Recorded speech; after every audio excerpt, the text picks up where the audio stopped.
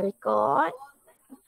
Okay, Assalamualaikum dan salam sejahtera kepada semua pelajar. So hari ni kita nak masuk bab baru ya, bab 2 iaitu bantuan kecemasan. Macam tadi Aina kata, pernah tengok bantuan kecemasan dibagi tapi dalam TV dah cikgu. Okay.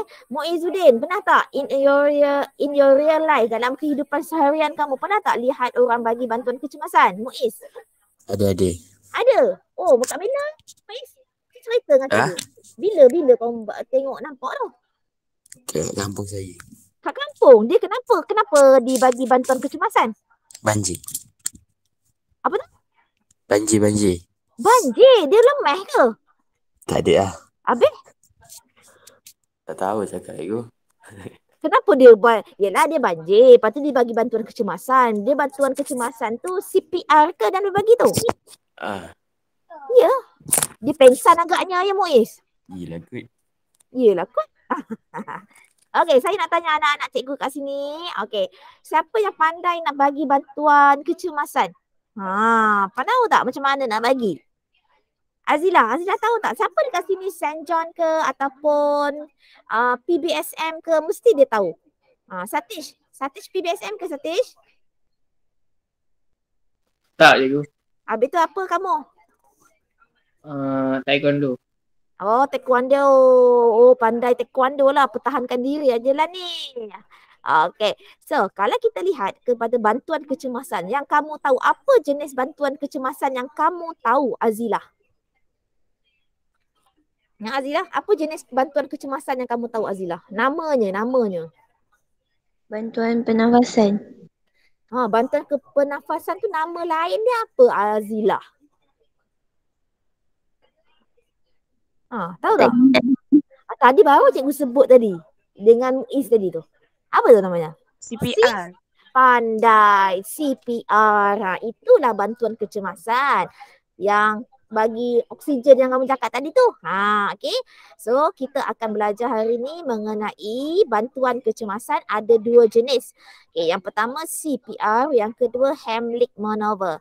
So, tahu tak apakah nama penuh untuk CPR? Sebut asyik-asyik CPR tapi kamu tak tahu apa itu CPR.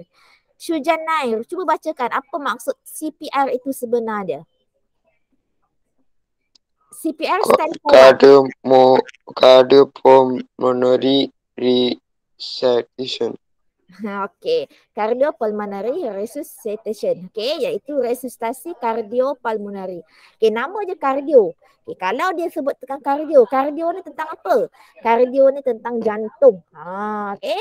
So maksudnya dekat kardio, bahagian jantung kamu tu, kamu akan bagi resusitasi, okey, iaitu tekanan. Okey, apakah yang dimaksudkan dengan CPR? So CPR, yang dimaksudkan dengan CPR adalah kamu lihat ya. CPR ialah bantuan kecemasan. Dia ada sejenis bantuan kecemasan yang melibatkan gabungan teknik tekanan di bahagian dada dengan hembusan ke dalam mulut. So, maksudnya dekat dada, bahagian dada, contoh macam ini, dia tekan dekat bahagian dada. Lepas tu kamu akan bagi bantuan dekat dalam mulut, hembusan. Hembusan apa ni yang kamu bagi ni? Jom kita lihat bagaimana. Hembusan ke dalam mulut ni adalah udara, yang mana kita nak kembalikan degupan jantung tadi dan pernafasannya. Agak-agak bila kita nak bagi CPR ini? Aina, time bila kita nak bagi CPR ni, Aina? Assalamualaikum Megat. Assalamualaikum cikgu. Megat, hari ni kita nak belajar CPR. Megat, time bila kita nak boleh bagi CPR tu? Situasi masa bila ya? Tahu tak? Waktu kecemasan. Waktu kecemasan. Contoh kecemasan tu contohnya apa? Orang lemas. Orang lemas. Good Megat, orang lemas. Okey, sebelum tu cikgu nak tanya dulu. Projek yang cikgu suruh buat pemadam api tu dah try buat dah? Belum. Okey, ada tak tengok video yang cikgu bagi? Ada. Okey, cuba buat video dulu dengan laporan. Thank you Megat. Tadi sebab kamu masuk lambat, cikgu dah terang dah tadi. So nanti apa-apa PM cikgu ya. Cikgu. Okey. So, Macam agak cakap tadi, situasi yang memerlukan CPR, sebenarnya bila kamu lihat orang tu tak dapat nak bernafas, dia tidak dapat bernafas, dia macam tercungah-cungah, susah dia nak bernafas lah. Kemudian ataupun masa individu tu, dia tak bagi respon terhadap rangsangan. Dia tak ada bagi respon. Dia diam, macam orang mati tu, tak ada respon. So cepat-cepat bagi CPR. Mana tahu dengan bantuan CPR kamu tu dapat mengembalikan balik nyawanya. Ataupun pada ketika individu tu tak ada degupan jantung atau nadi. Kamu cek, tengok orang tu kaku je.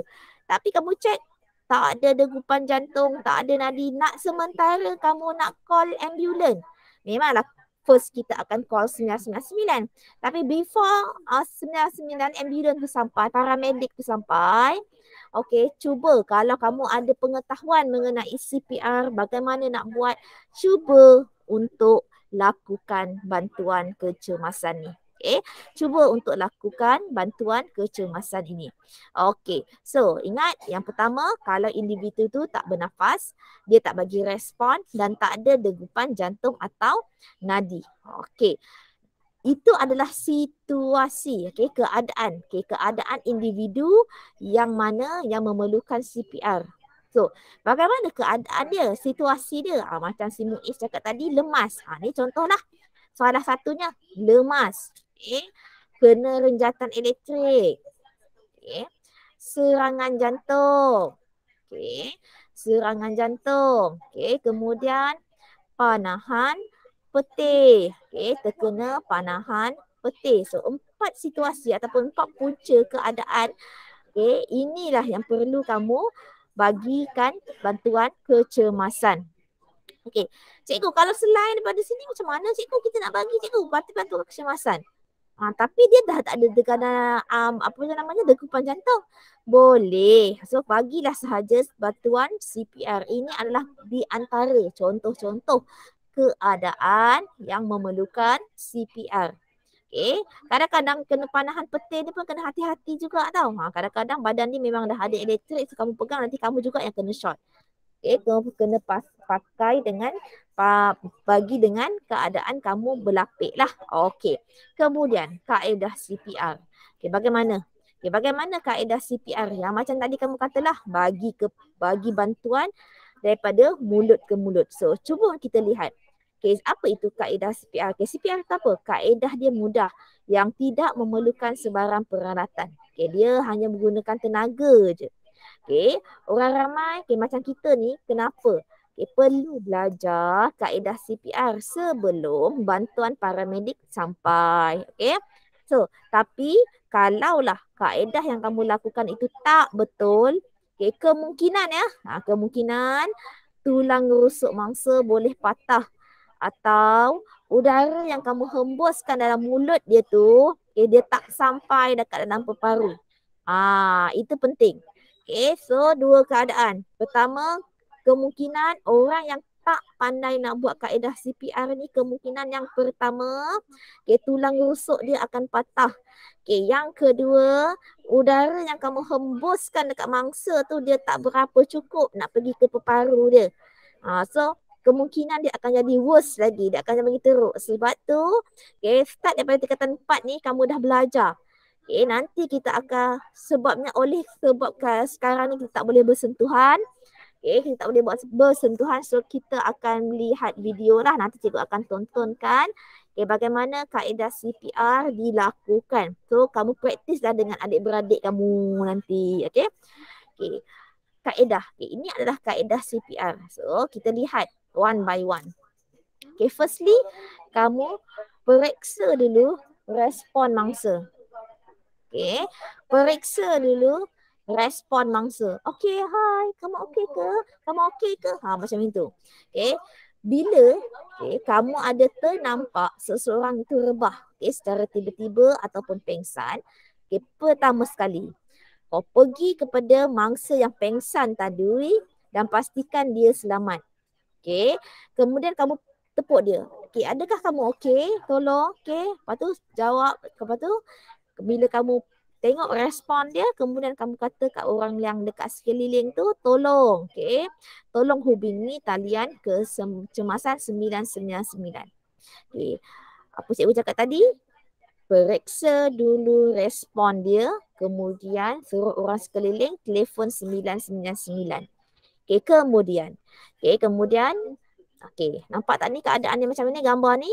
Okey, kamu buka saluran pernafasan. Okey, pertama, pastikan dia baring kan, di dalam keadaan berbaring kan.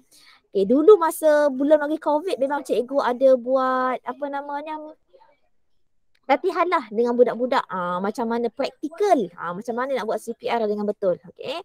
So, sebabkan musim COVID ni kita tak dapat nak buat sama-sama lah. Okay, belum lagi tiba masanya. Nanti insyaAllah kita akan buat lah. Okay, buka saluran pernafasan. Okay, pertama, pastikan mangsa itu berbaring dalam keadaan dadanya menghadap ke atas permukaan rata. So, maksudnya dia punya ni kena rata. Dada dia kena rata. Okay, kemudian kamu nampak tak sini? Dia dongakkan kepala. Okay, dongakkan kepala dia ke belakang dan angkat dagunya untuk membuka saluran pernafasan. Seperti inilah. Kau dongakkan dia punya kepala dan angkat dagu. Ni nampak tak? Dia angkat dagu tu. Okay, kemudian periksa sama ada mangsa tu ambil kepala kamu, telinga kamu untuk kamu dengar. Okay, mangsa tu bernafas atau tidak. Okay, kamu dengar. Okay, atau tidak dengan mendengar bunyi hembusan daripada mulut dan hidung mangsa serta melihat pergerakan, dan kamu periksa mangsa itu bernafas ataupun tidak. Okay, kamu dengar bunyi hembusan dia. Ada tak bunyi hembusan daripada mulut, daripada hidung? Ada tak bunyi mangsa itu bernafas? Okay, tengok. Okay, dekat dada nanti dia move ataupun tidak, bergerak ataupun tidak. Okay, buka salur pernafasan. Okay, yang ini untuk buka pernafasan. Kemudian, step yang ketiga, tekan dada. Yang ini kaedah betul. Yang ini kalau kaedah ini salah, okay, kemungkinan kamu boleh mematahkan tulang rusuk dia. Okay, bagaimana tekanan dada ni? Tekanan dada ni, okay, jika nadi atau pernafasan dia kamu tak dapatkan kesan, so kamu tolong lakukan teknik tekanan dada. Okay, teknik tekanan dada perlu dilakukan untuk membantu peredaran darah pada badan mangsa. Okay, soalan dia selalu akan tanya. Dia akan tanya dengan kamu, kenapa dia kata kena bagi tekanan dada semasa CPR. Semasa CPR untuk, ini jawapan kamu, untuk membantu peredaran darah di dalam badan mangsa. Okay, membantu peredaran darah di dalam badan mangsa. Okay, kemudian letakkan sebelah tangan, okay, nampak tak? Okay, tangan kamu ni, sebelah tangan di bahagian tengah dada pada mangsa. Diletakkan sebelah tangan tapak di bahagian dada dengan mangsa dengan memastikan tangan dalam keadaan lurus, tekuk tangan, nadi dan selang-seling. Okay, macam ni. Okay, ini. So, maksudnya kamu kena buat macam ni. Nampak tak tangan cikgu? Sini kan? Sini. Okay, sini. Tekan. Ini selang-seli kan? Okay, selang-selikan. Okay, selang-selikan. Okay, kamu nak tekan ni ya? Okay. Kemudian, cuba tengok nota yang kemudian. Okay, bangun dan condongkan badan sedikit ke depan. Okay, badan siapa? Badan kamu. Bukan badan orang tadi. Badan kamu. Okay, kamu bangun dan condongkan badan kamu macam membongkok sikit lah ke depan dengan bahu berada tegak dengan dada mangsa. Maksudnya bahu kamu ni kena dekat dada. Nampak? Bahu kamu ni dekat dengan dada. Okay. Dan tekan ke bawah lebih kurang 5 cm dan tidak lebih daripada 6 cm. Okay, maksudnya kamu kena letak dekat ni, tengah-tengah bahagian dada ni. Agaklah 5 cm dan 6 cm. Dan lepaskan tekanan dengan tangan masih pada dada mangsa. Okay, biarkan dada mangsa kembang semula sepenuhnya sebelum tekanan seterusnya dilakukan. Okay, selalu lagi satu soalan dia akan tanya, okay, berapakah kadar tekanan yang kamu lakukan? So, kadar tekanan yang dilakukan adalah di antara 100 hingga 120 tekanan per minit. Okay, 100 hingga 120 tekanan per minit. Okay, so itu tekanan dada. Okay, ingat pastikan ya. Okay, Jangan letak, kadang-kadang orang yang tak salah step tu, kadang-kadang dia letak kat sini. Ni tak boleh. Kadang-kadang letak kat sini, kat perut pun tak boleh. Kadang-kadang letak kat dada. Salah. Ni salah. So tempat yang betul adalah dekat mana? Dekat di tengah dada, iaitu dia kata dada mangsa tekan ke bawah lebih kurang 5 cm dan tidak lebih daripada 6 cm. Ini. So ini. Okay, dekat bahagian ni 5 cm, jangan lebih kepada 6 cm. Okay. Kemudian next. Okay. Bantuan pernafasan. Okay. Kalau kamu tekan dada mangsa tadi, kamu tak nampak ada pernafasan berlaku. So apa yang kamu boleh buat? Inilah picit hidung mangsa. So kamu picit. Okay, kamu picit hidung mangsa. Okay, picit hidung mangsa. Allah Akbar. Ya. Picit hidung mangsa dan hembuskan udara ke dalam mulutnya selama 1 saat setiap hembusan. So, buka sikit mulutnya tu dan bagi bantuan pernafasan. Okay, langkah ini membolehkan udara beroksigen masuk ke dalam trakea dan sampai ke paru. Okay.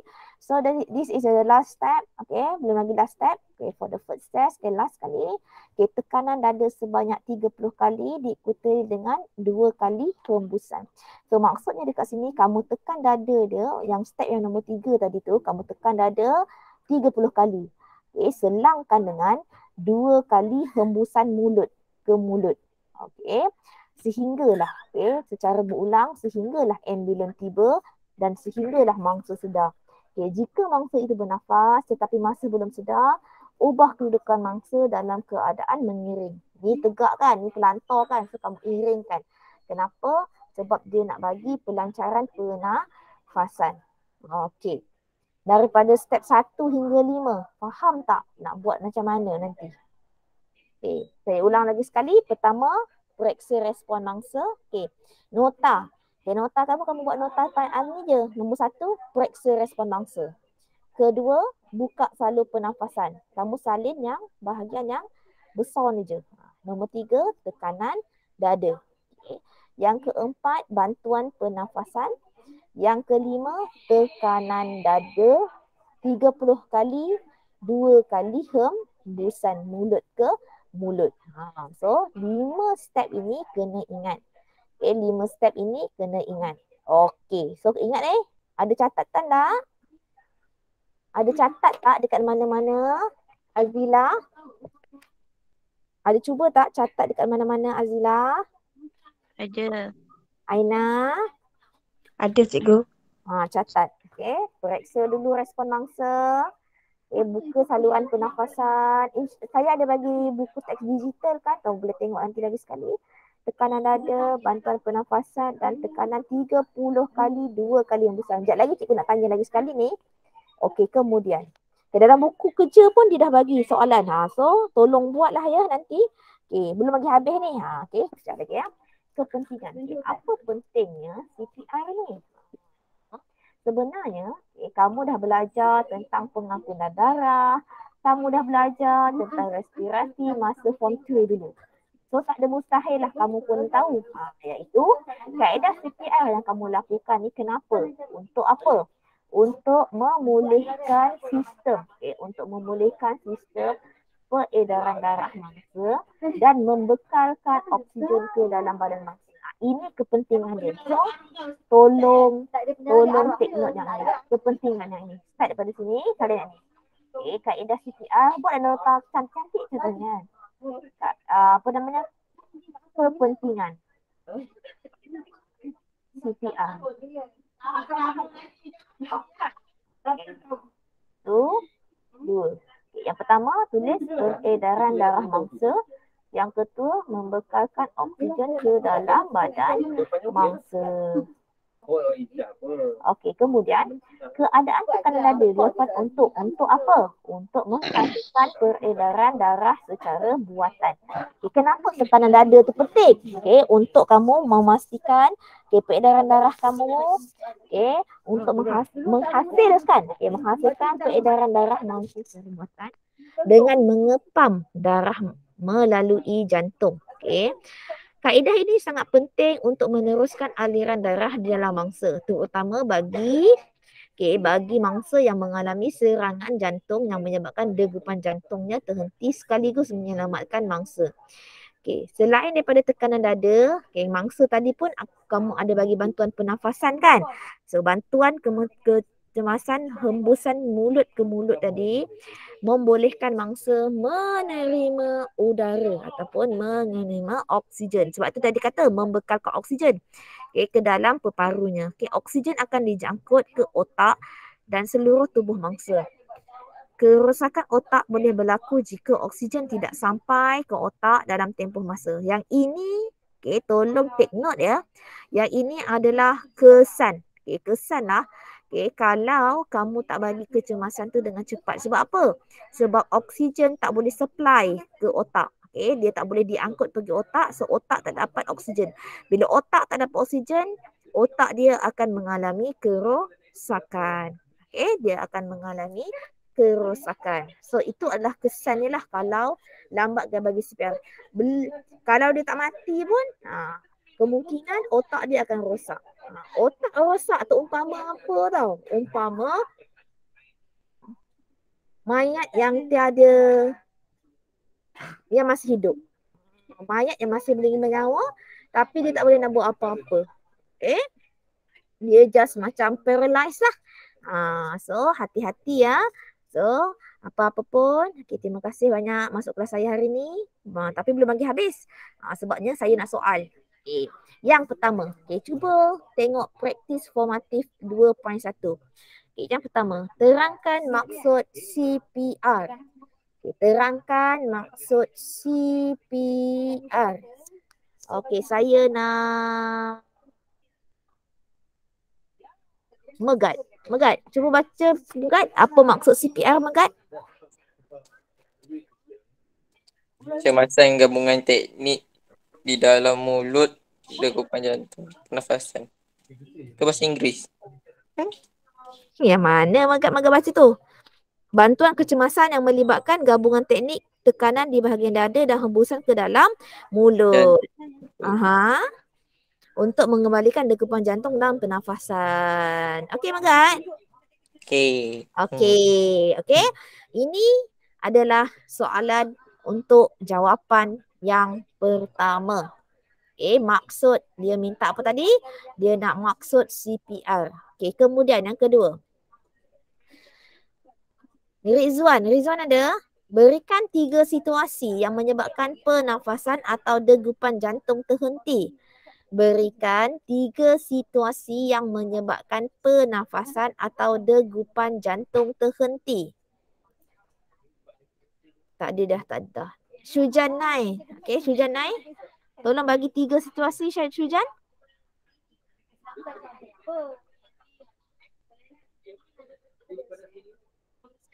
Syujan. Tekan dada. No. Saya kata situasi. Apakah keadaan yang menyebabkan kita kena bagi CPR kat dia? Apabila apa? Serangan jantung. Lagi 3. Saya nak 3. Renjatan elektrik dan lemas. Okay, thank you Syujan. Okay, next. Muizzuddin. Muiz. Soalan yang seterusnya Muiz. Soalan yang seterusnya. Pada suatu hari, semasa Mutu dan ayahnya sedang menonton TV, televisyen. Tiba-tiba ayahnya terkena serangan jantung, lalu pingsan. Boleh ke Mudu memberikan CPR kepada ayahnya? Terangkan jawapan anda. Boleh ke tak Mutu tu bagi bantuan kecemasan ataupun bantuan CPR? Siapa tadi yang cikgu panggil tadi? Muizzuddin.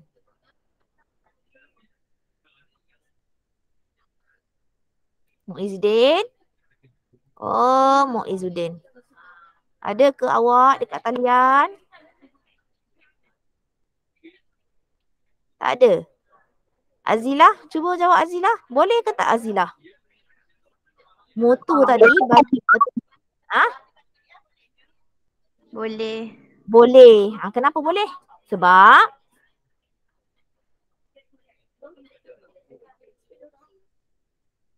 Kenapa kita kena bagi bantuan bantuan CPR?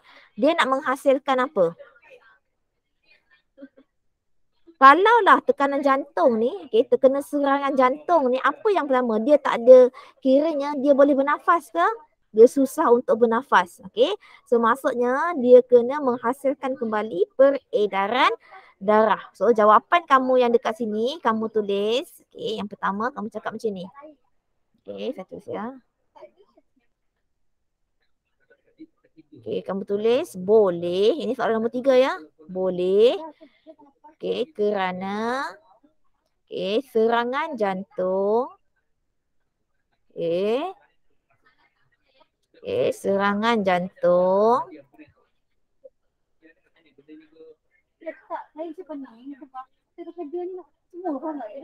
kaedah serangan jantung adalah kaedah yang sesuai. Serangan jantung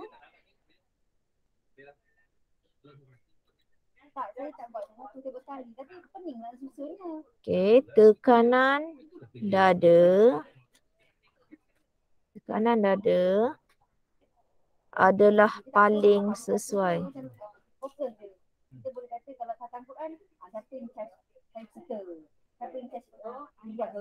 Kenapa paling sesuai? Sebab kamu cakaplah mengembalikan peredaran darah. Dia dapat mengembalikan peredaran darah secara buatan.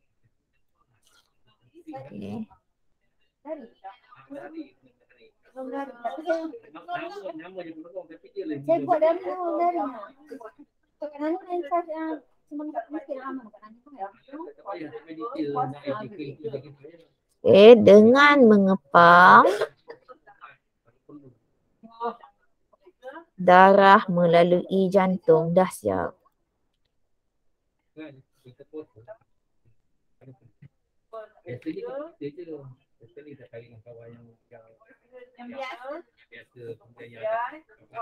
Sebab apa?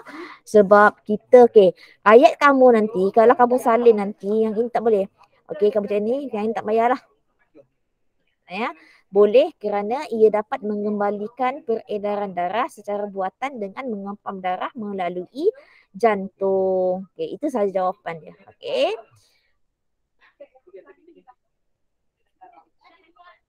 Kemudian soalan nombor 4. Jika anda tidak pernah tahu mengenai kaedah menekan dada dengan betul, bolehkah anda melakukan kaedah tersebut dengan mangsa yang memerlukan bantuan kecemasan? Bagaimana anda boleh memberikan bantuan kecemasan tersebut? So boleh ke tak kalau kamu tak ada ilmu tentang CPR tapi kamu nak buat?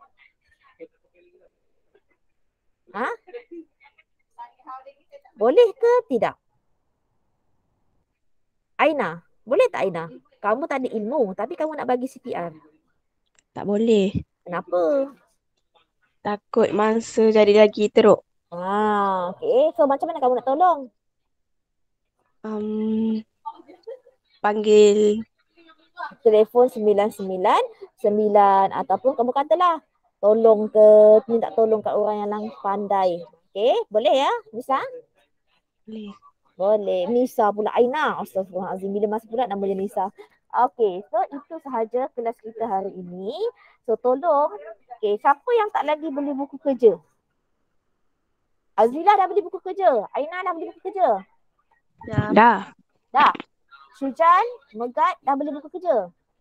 Dah, cikgu. Dah. So itu sahaja kelas kita. So buku kerja tolong buat muka surat 16, 17 dan 18. Sehingga CPR ni lah. Saya tengok dekat sini dia bagi sehingga 19. Cuba buat. Nanti naik bersemuka cikgu nak lihat. Apa yang dah kamu buat. Ini adalah markah PBD kamu ya. Kalau kamu tak buat, cikgu tak boleh nak bagi kamu yang pertama TP1 tak boleh, TP2 tak boleh, berapa TP pun tak boleh. So tolong buat. Cuba buat. Nota. Apa nota yang penting? Cikgu tak nak kamu susah hati. Yang macam langkah untuk CPR nanti kamu buat yang highlight atas ni je. Periksa respon mangsa. buka saluran pernafasan, tekanan dada, bantuan pernafasan dan tekanan dada 30 kali dengan 2 kali hembusan. Okey, ataupun situasi ni pun boleh buat. Okey, tapi buat dalam bentuk peta minda. Okey, peta minda. Okey, so itu sahaja kelas kita hari ni. Terima kasih banyak-banyak. Okey. So kita jumpa lagi for the next class, insya-Allah esok pukul 8 pagi. Okey, terima kasih Azila, Ainan, Thank you, cikgu. Semoga. Terima kasih, Bu. Bye. Thank